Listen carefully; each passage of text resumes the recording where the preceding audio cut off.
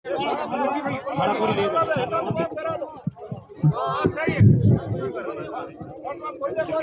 भी बाहर कार्यकर्ता भाई लोग सब खड़े हैं वो अंदर आ जाए, टेंट के अंदर आ जाए सब लोग कृपा करके। आप जोर से बोलना, भारत माता की बोलिए, जसनाथ जी महाराज की।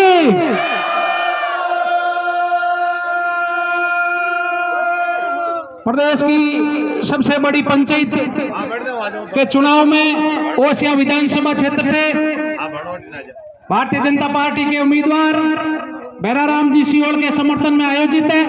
इस जनसभा में मंचासीन अतिथि जसनाथवाड़ी, लक्ष्मी नारायण नगर, पांचला और आसपास के गांवों से पधारे हुए किसान भाइयों और युवा साथियों, आज से 10 साल पहले यही विधानसभा चुनाव था और उस चुनाव के अंदर मैं भी बैराराम जी के साथ आया था और ओसिया की जनता ने इतिहास रचते हुए उस चुनाव में पहली बार इतनी बड़ी भारतीय जनता पार्टी को जीत दिलाई थी 15,000 से अधिक वोटों से।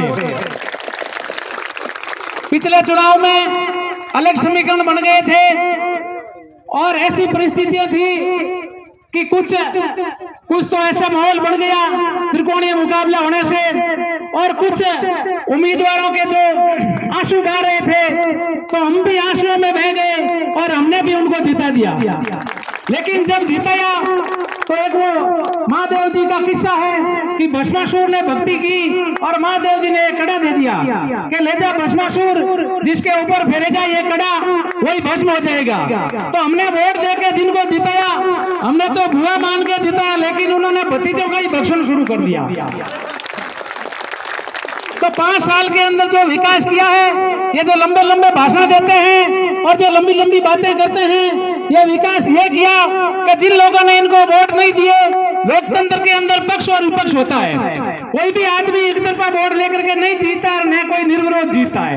हर घर में अंदर 2 पक्ष होते हैं, हर ढाणी के अंदर होते हैं, हर गांव के अंदर होते हैं। लेकिन ऐसा नहीं होता है कि अपने को वोट देने वाला कोई हमारा दुश्मन है या वोट नहीं देने वाला कोई पाकिस्तान का आदमी है। लेकिन इन्होंने जिस तरह से 5 साल के अंदर ओसिया विधानसभा के अंदर दुर्भावना से कार्रवाई की और जिस तरह से छोटे मोटे कामों के लिए, चाहे कोई भारतीय जनता पार्टी का कार्यकर्ता हो या राष्ट्रीय लोकतांत्रिक पार्टी का कार्यकर्ता हो, उसके खिलाफ उसकी ट्रांसफर से लेकर के उसके सर्व शिक्षा में अगर कोई कर्मचारी लगा तो उसको परेशान करने से लेकर के छोटी मोटी दुकानों की VCR भरने से लेकर के इन्होंने जो कारनामे किए हैं, उस कारनामे का परिणाम आज यह है कि जब आचार संहिता लगी तो उनको लोगों को जबरदस्ती गाड़ियों में बैठना पड़ रहा है और दूसरी तरफ ओसिया की जनता इनको हराने के लिए अपने स्तर पर दौड़ रही है।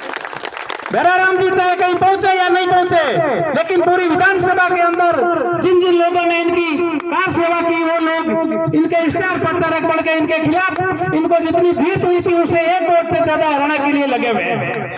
ये बात कर रहे हैं कि हमने तंगिया बना दी, शतक लगा दिया और वो कर दिया। साथियों, आज से 50 साल पहले यहाँ से नहर निकली थी, कांग्रेस का राज था। उसके बाद राजीव गांधी की सरकार थी, राजस्थान में भी कांग्रेस की सरकार थी, ओसिया से भी कांग्रेस के MLA थे, गोपालगढ़ से भी कांग्रेस के MLA थे।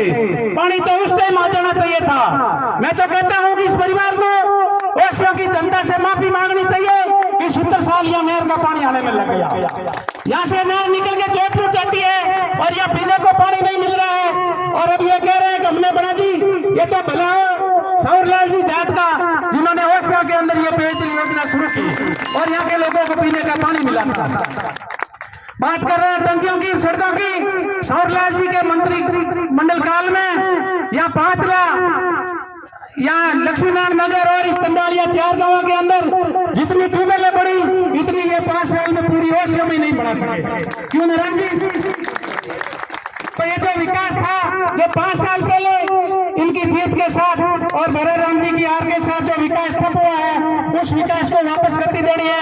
अभी बात करेंगे, कई किसान बढ़ के आएंगे, आंसू बहाएंगे, लेकिन उनमें नहीं जाना है। किसान भी 2 तरह के होते हैं। एक किसान होता है एक जो किसानों के वोट ठोक के अंदर ले जाता है और आगे ले जाकर के बेच देता है, किसी दूसरे की गोदी में बैठ जाता है। 70 साल से सुन रहे हैं कि अब की बार मुख्यमंत्री बनेंगे, किसान का बेटा मुख्यमंत्री बनेगा, हमें वोट दो, और हमने उनको वोट दिए, लेकिन आगे जाकर के मुख्यमंत्री तो क्या, गृह मंत्री भी नहीं बन पाए।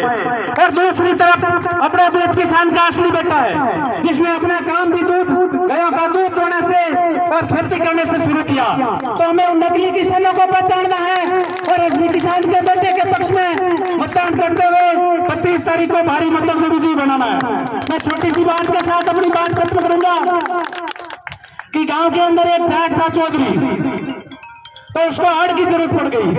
अड़ में समझते हो, ये इंस्टाग्राम वाले तो नहीं समझते, लेकिन बोडिया जाने कि अपन जी को फूलो या करना, चाहे गवाड़ी को फूलो हो चाहे बाड़े को फूलो हो, फिर मैंने एक सीधो डांडो ला दिया करे बीच में, बिना अड़ किया करे।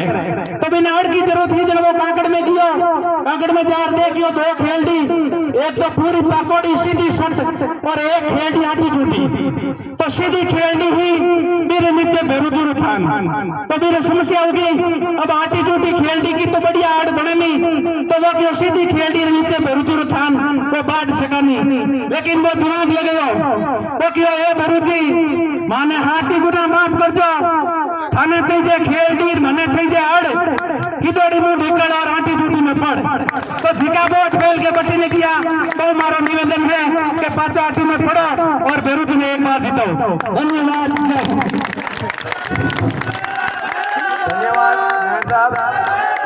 संबोधन की अगली कड़ी में मैं नारायण सिंह देवेंद्र गुरु का कि समय का अभाव है, इसलिए आप बहुत धन्यवाद।